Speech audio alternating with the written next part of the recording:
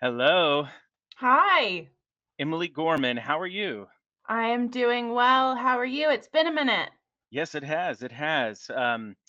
This is welcome to This Is In, our AARP Indiana show with the two directors of community engagement, just talking about all the happenings across the state of Indiana and what we're doing in our local communities. Um, Today, I'm really excited to be here because this is one of our favorite times of the year. Emily, what are we doing today? We are celebrating the beginning of our Community Challenge Grant programs and kicking them off.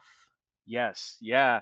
So, as many of you out there know, on June 26th, AARP announced the chosen grantees for this year's Community Challenge Grant. So, we're in 2024. We've been doing this for several years now, and we're excited to um, share with you a little bit more about the grantees this year.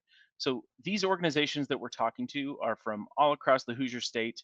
They're working to make their communities more livable for residents of all ages. You may have learned from our live announcement that AARP is planning to interview as many of these grantees as possible. This year we have six. So we are excited. We're pumped. We're looking forward to talking to our first grantee today. So before we get into that, Emily, is there anything else we want to talk about?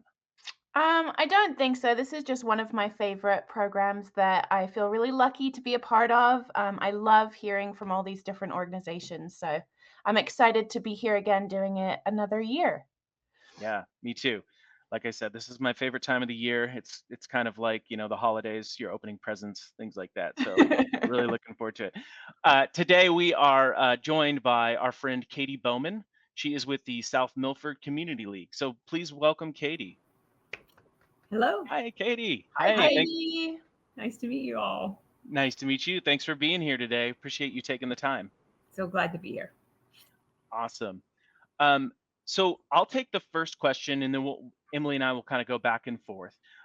Before we start, I know not everyone out there will be familiar with South Milford. We do this with a lot of communities across the state, just kind of identifying, where you are. If folks haven't heard of the community before, where are you located? We are in the very upper northeast corner of Indiana. If you went a half hour more north, you'd be in Michigan. So Oh, we're wow. pretty far north. Okay, yeah, you're pretty close to the border there. That's great. Awesome. So that's in the northeast part of the state. Yeah. Very good. So now that Emily, go ahead and take the next question. Yeah, I was just going to say, now that we know where you guys are located, I was going to ask if you could just maybe tell us a little bit more about your organization and what you guys do for the community. Okay. We're the South Milford Community League. Um, we encompass a area of 5 miles. We consider our community anything within 5 miles of us, simply because we are so very rural. The actual town of South Milford, if you go by zip code, only has about 200, 250 people. But when you add four lakes and the farming areas and all of that, then there's more of us. Um, so we have community league meetings. We try to improve our community. That's our goal, our purpose for existence. We are a not for profit. We're not a 501c, but we're just a tax exempt structured community league. So we meet 6 times a year, and we receive money from government, edit money, a total of $15,000 a year, and we split that with the volunteer community fire department. Oh, So wow. $7,500 a year we have to spend, so which isn't much. Right. It doesn't go very far, Right. but we do what we can with it. That's Wonderful. that is fantastic to hear. I love that. We're always trying to reach communities of different shapes and sizes. So this is perfect. Um, so now that we've learned a little bit more about South Milford, your project application, it really stood out this year. It was among more than 60 applications, and it was one that really grabbed us. So we know a little bit about the project, but could you tell our viewers about the project and where it's located in the community, what you're hoping to accomplish with it, and maybe some of the inspiration behind the project? Okay. Well, My inspiration, I've been on this community league since 2009, I believe. And so my goal always was sidewalks. Our community, we have the State Road 3 running right smack through the middle of town. It breaks us up. We're not closely knit like I'd like to see us. We have a little park that previously to 2007 had just a little playground. That's all it had. In 2009, we built a pavilion and enlarged the playground significantly with major moves money. If you're at all familiar with that, it's when Mitch Daniels leased the toll road, and the communities along that received money. So we were able to build our pavilion. And for 13 years, we had a farmer's market there. Unfortunately, I lost my vendors. And so the last couple of years, we haven't had a farmer's market, but I really want to bring that back. And I think this project will help with that. So right now, there's no really safe, comfortable place to walk in South Milford. I mean, our sidewalks are broken up, the highway, it all just makes it not a walkable community, especially for our older people. I mean, it's trip hazards and all of that. So when I learned of the Community Challenge Grant, which I learned about it by getting an email from AARP. Awesome. He's a member of AARP, and I got an email and I'm going, oh my gosh, there's money. And so I got on a tangent. I wanted to do sidewalks, but that was just beyond me. So instead, I decided, okay, we're going to make a nice, safe, friendly place to walk in our community, because right now there is none. So that's where I got the inspiration, was from watching some of the other videos and seeing what people had done. And so our project is we will be putting in 650 or so feet of a ADA friendly walking trail that will go all the way around the park. Now, in addition to that piece of it, there's an area in the very back there that has been overgrown with trees and never been usable. So we decided we would expand back into that area and enlarge the park, put in the trails and the benches, and make it a more friendly, inviting place to come and sit or walk or whatever. So yes, the expansion part of it is where we're at right now.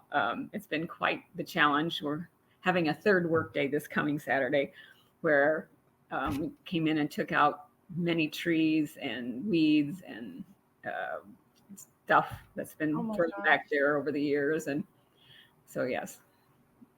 And is all the work being done by volunteers, or is it a mix of hired help as well? At this point, it's all been volunteer. This guy right here, Mike Rao, is amazing. I mean, I had contracted for someone to cut down the trees. Well, he's doing it all himself. So yeah, I'm not going to have to pay for tree removal because he's doing it all. But yes, so far, all of the clearing out, everything has been done by volunteers. I love seeing these pictures to go along with hearing about the project. It's really, really awesome. Sorry, Addison, if I cut you off. No, I'm also amazed. I'm just like, wow, this is great. It's cool just to see a group of volunteers coming together, caring about your community and getting your hands dirty. So thanks for sharing these with us. And as we said before we came on, super cool to see everybody in their AARP t-shirts as well as they do the projects. So that leads us to our next question, and you kind of touched on this a little bit, but maybe you can expand on it. We wondered what it is about this project that's so important to helping make South Milford a more livable community. Like I said, right now there's really no place outdoors anyway. We have a new endeavor going that is great for gathering, but for outside there is no real place in town. And so my vision was, right now, you know, moms come with their kids and play on the playground. And like I said, we used to have the farmers market, so that would draw people in. But right now there was nothing.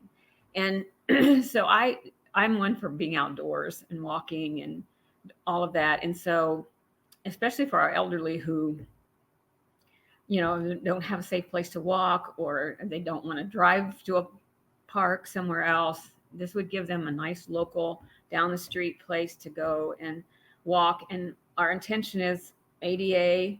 The benches that I have contracted to have put in are going to have platform for wheelchairs. So anybody with any kind of mobility issue, it'll be packed limestone, so it'll be nice and safe for walking on. And I envision people just coming and sitting and enjoying reading a book, looking at the stream, which isn't much right now, but we have plans for that too. And just making it a multi-generational where the moms can come with their kids and the grandparents can come and have a place to sit and enjoy as well. And like I said, my goal is to get the farmers market resurrected and bring people together there too. Awesome. Yeah, that's incredible. Katie, you already talked about this a little bit, but were there any particular age-friendly or intergenerational, multi-generational elements that you haven't touched on so far that you want to highlight for us? Well, like I said, I think our older population and the community league is made up mostly of us older folks. Great. We Yeah.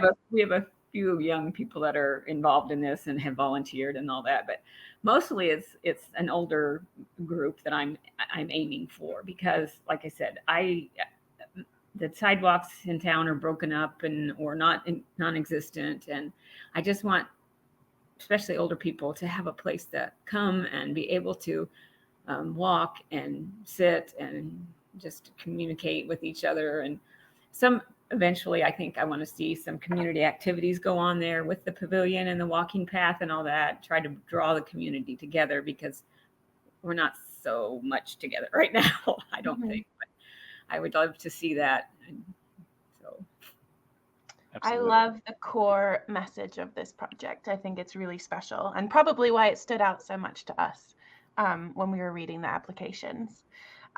So the last thing I kind of wanted to touch on, and it's a two-part question, wondered, one, what you're most excited for about this project, and two, if there's anything in the future that you think you'll kind of build upon and look to do in the future. Well, I think one of the things, I'm just excited that we got the grant. I mean, I could have cried when I got the grant, because it was just so awesome. And there's 5 of us, a core group that's working on this project. And we are all just so incredibly grateful and thankful for all of this, because, we're a little community that hasn't got a whole lot. And this will just, I think, enhance us immensely, which we will build upon. But we have a new endeavor in town that just opened in May. It's called Coffee and Cream of South Milford. It's a not-for-profit coffee shop. And we had high hopes with it, and it is just beyond what we even dreamed of. It is so used right now. And so it is another form of bringing the community together. I mean, people from outside the community as well. But I just think it just will enhance them, because then people can take their coffee and their ice cream and they can go across to the park. We have a little Grops fish that people can go across and sit in the park and eat. And some of the little businesses, the employees at lunch can go and sit and enjoy. So those are some of the things that we're planning. The creek, which we hope to enhance, we plan on building a bridge eventually over that, to get that to where instead of having people having to walk around, which isn't that far, but still, they won't have to walk around to the entrance to the park if they don't want to. They can just come right across the street, down the parking lot, and across the bridge into the park. So that's something we're planning on enhancing also. And more sidewalks. I'm all about the sidewalks. So yeah, good. So are we. Yeah, we're big sidewalk fans, so we hear you. That's incredible. No, I love the connectivity, the physical connectivity between community members. Like, there's a lot of connections here. So thanks for sharing that with us. Katie, we're just about to sign off. Is there anything else that you would like to mention or plug today that maybe we haven't touched on in any of our questions? Hmm. I can't think of anything. Okay. No Um, worries. Yeah.